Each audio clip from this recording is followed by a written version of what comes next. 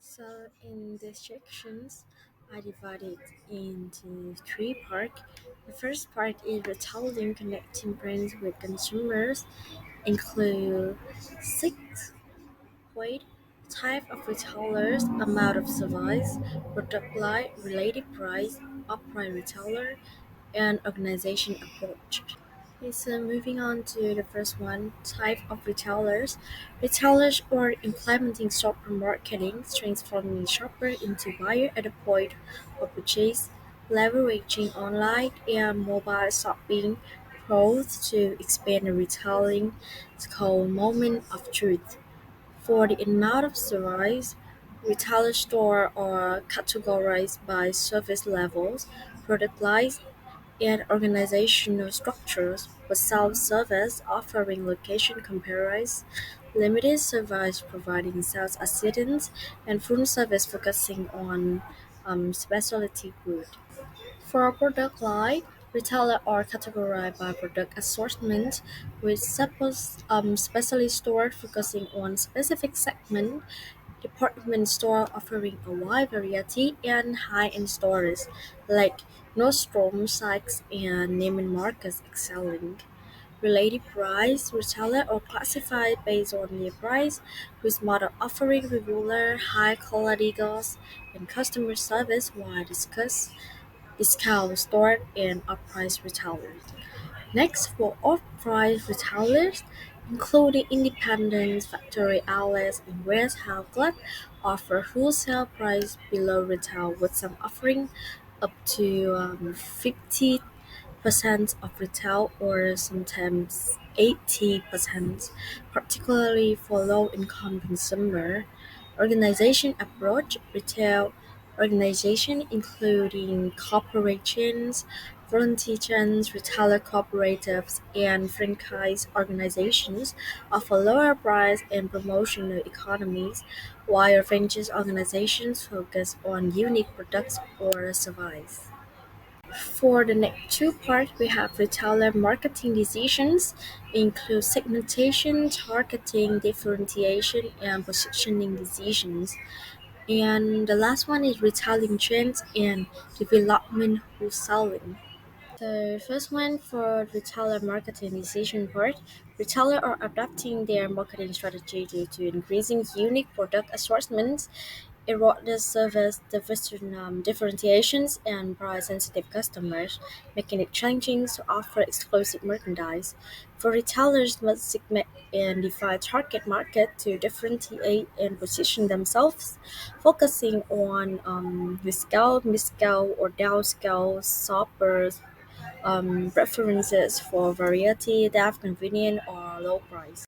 So moving on to the last part, retailing trends development of food selling. Retailer must adapt to rapid changing consumer demographic, lifestyle, and spending pattern, while considering retailing technologies and developing competitive strategies to success in a rapid involving environment, whose selling include all the activity involving selling goods and service to those buying them for resale or business use for engaged primaries and whose selling activities are called wholesaler.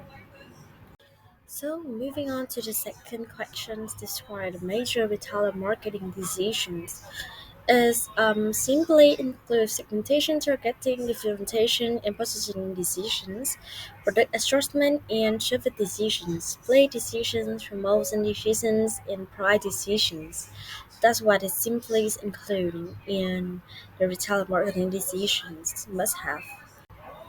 So we can simply understand the definitions of retail marketing decisions or adapting their marketing strategy due to increasing unique product assortment, array service differentiations, and price-sensitive customer, making it challenging to offer exclusive merchandise.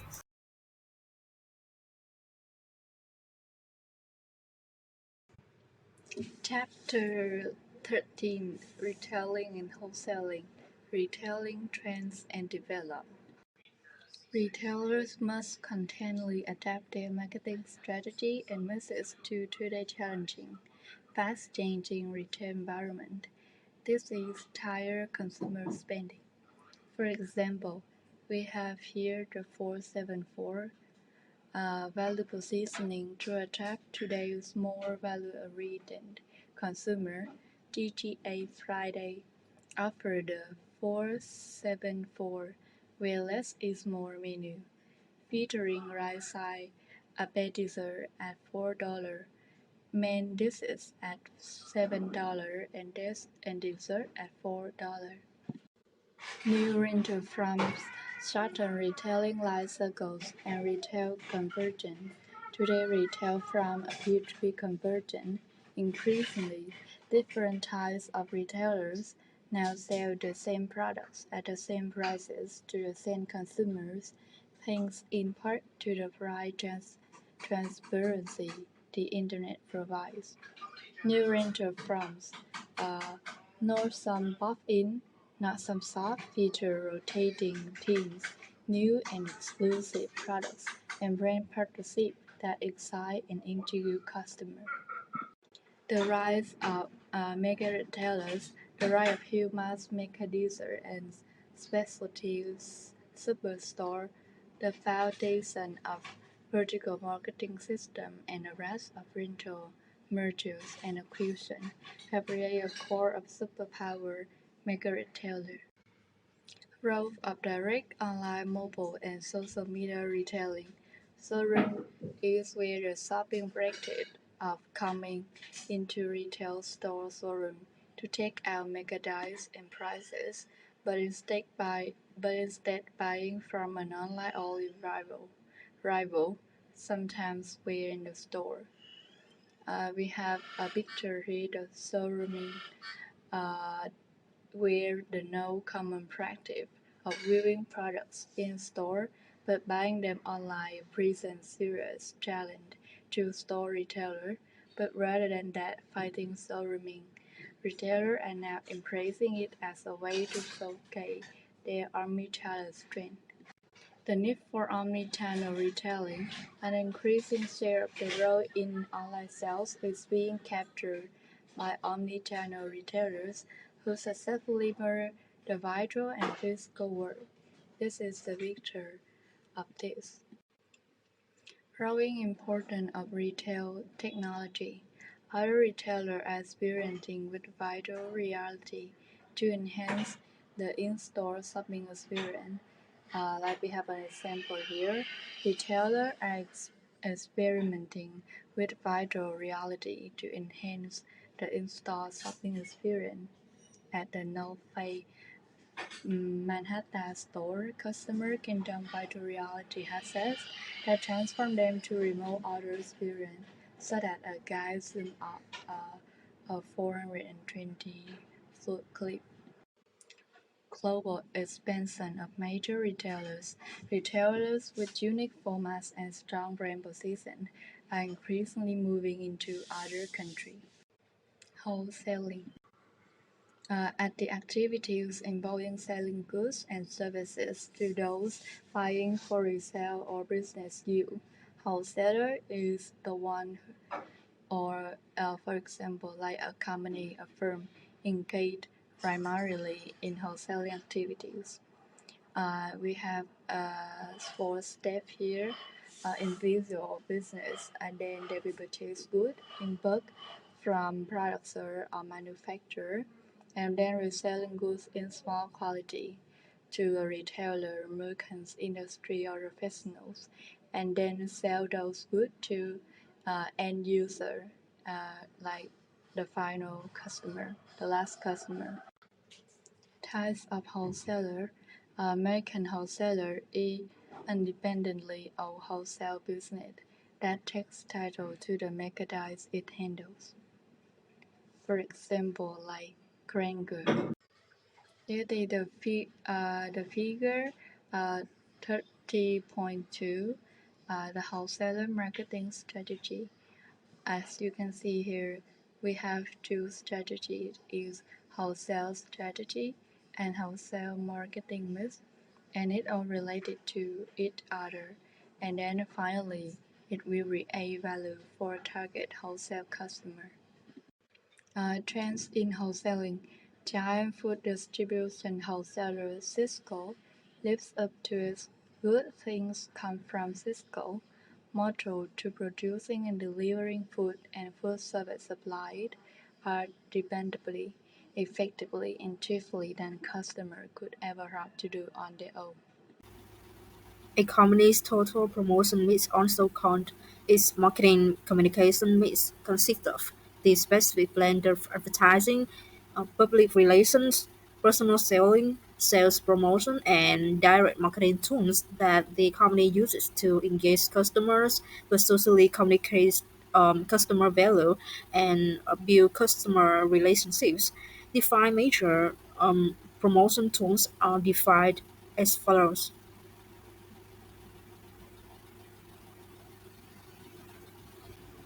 First, advertising, any paid form of non-personal presentation and promotion of ideas, goods, and services by an identified sponsor. The second is self-promotion, short-term incentives to encourage the purchase or sale of a product or service.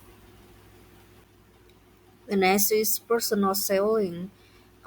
Personal customer interaction by the firm sales force for the purpose of engaging customers, making sales, and building customer relationships.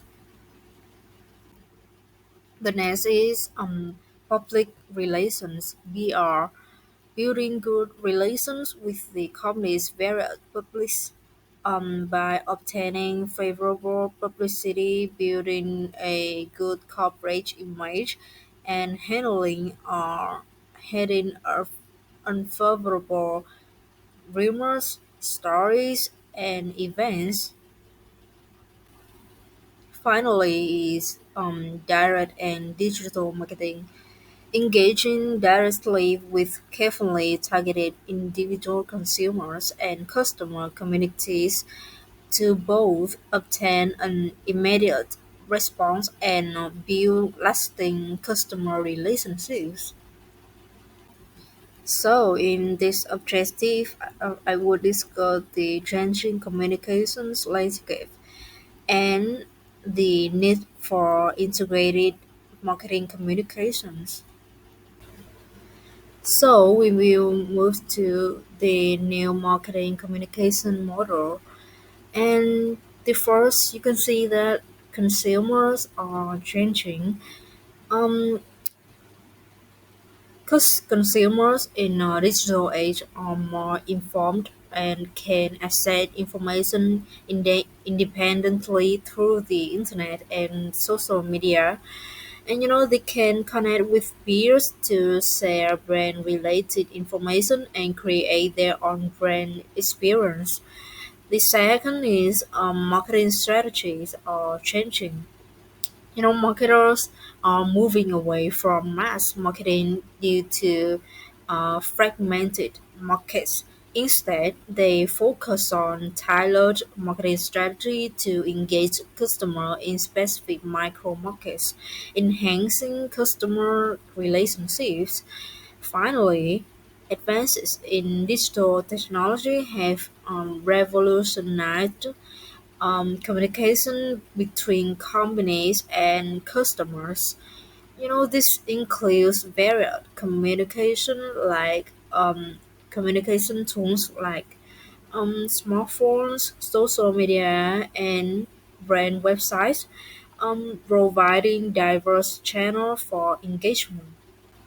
In this session is the need for integrated marketing communications, and you can see that this is carefully blended mix of promotion tools diagram, and the integrated marketing communication divide, carefully integrating and coordinating the company's many communication channels to deliver a clear, consistent, and compelling message about the organization and its products. Okay, next we'll move to developing effective marketing process. Okay, first we'll move to a view of the communication process. So, interactive marketing communication involves identifying the target audience and shaping a coordinated promotional program to obtain the desired audience response. But this approach to communication is too short-sighted. Today, marketers are moving toward viewing communication as managing ongoing customer engagement and relationship with the company and its brand. So to communicate effectively, marketers need to understand how communication works. Communication involves the nine elements shown in Figure 14.2. First is sender. Sender is the party sending the message to another party. Encoding is the process of putting thought into symbolic form. Message is the set of symbols that the sender transmits. Media, the communication channel through which the message moves from the sender to the receiver. Decoding, the process by which the receiver assigns meaning to symbols encoded by the sender. Receiver, the party receiving the message sent by another party. Response, the reaction of the receiver after being exposed to the message. Feedback, the part of the receiver response communicated back to the sender. Noise, the unplanned static or distortion during the communication process would result in the receiver getting a different message one than the one the sender sent. Okay, next we will talk about the step in developing effective marketing communication, and it has six steps. First is identify the target audience. A marketing communicator start with a clear target audience in mind. The audience may be current user or potential buyers, those who make the buying decision, or those who influence it. The audience may be individual, groups, special publics, or the general public. The target audience will heavily affect the communicator decision on what will be said, how it will be said, when it will be said, where it will be said, and who will say it. So next is determine the communication. So buyer readiness stages is the stages consumers normally pass through on their way to a purchase. So as the illustrate that I mentioned, awareness, knowledge, liking, preference, convention, and finally is the actual purchase. Okay, next is designing a message. So when putting a message together, the marketing communicator must decide what to say, its message content and how to say it, message structure and format. First, a message content, the marketer has to figure out an appeal or theme that will produce the desired response. There are three types of appeals: rational, emotional, and moral. Then we move to message structure. Marketer must also decide how to handle three message structure issues. Finally is message format. The marketing communication also needs a strong format by the message in a print ad. The communicator has to decide on the headline, copy, illustration, and color to attract attention.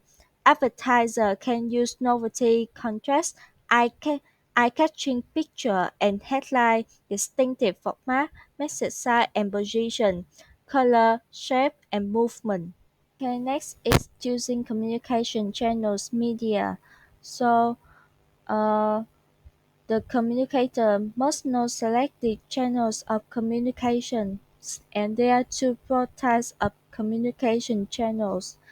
They are personal and non-personal. So for the personal one, that is channels through which two or more people communicate directly with each other, including face-to-face, on the phone, via mail or email or even though an internet chat. So there are uh, two core in this. First is word of mouth influence. It is the impact of personal words and recommendation of trusted friends, family, associate, and other consumer on buying behavior. Next, next is buzz marketing. It is cultivating opinion leaders and getting them to spread information about a product or service to others in their communities. And second is non-personal communication channel. It is media that carry message without personal contact or feedback, including major media, atmosphere, and events. So step 5 is selecting the message source in either personal or non-personal communication. The message impact also depends on how the target audience view the communicator. Messages delivered by highly credible or popular sources are more persuasive. So, final step is collecting feedback.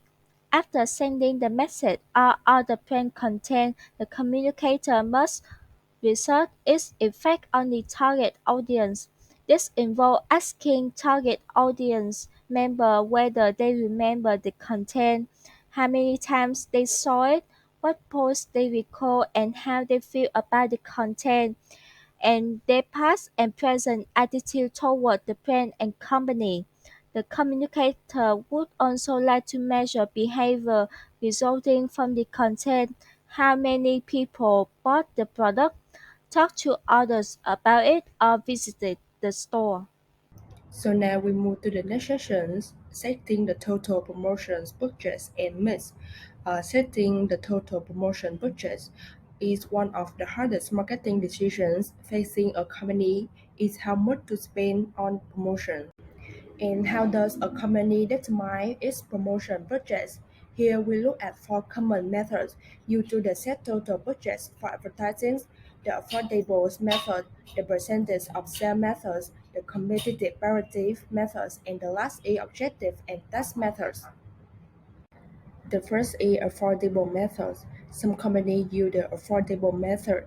They set the promotions budgets at the levels they think the company can afford.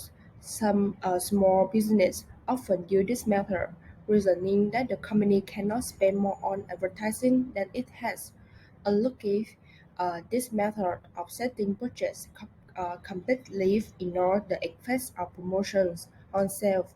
It tends to place promotion less among spending priorities, even in the situations in which advertising is critical to the film's success.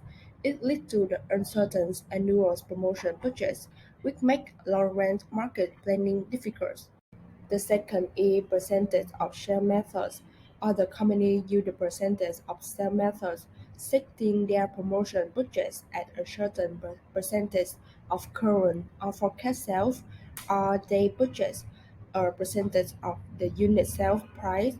The percentage of sale method is simple to use and helps management think about the relationship between promotion selling price, and profit per unit.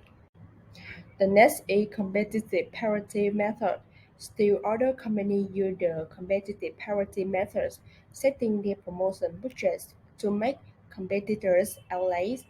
They monitor competitors' advertising or get industry promotion spending estimate from publications or trade associations, and then set their budgets based on the industry average, and two arguments support this method.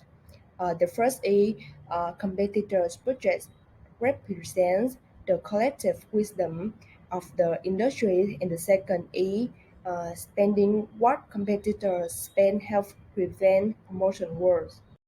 In the last A objective and test methods, the more logical budget setting methods is the objective and test methods, whereby the company sets its promotion budgets based on what it wants to accomplish with promotions. This budget method entails defining specific promotions objective, determine the technique to achieve these objectives, and estimating the cost of performing this tech. The sum of these costs is proposed promotion budgets.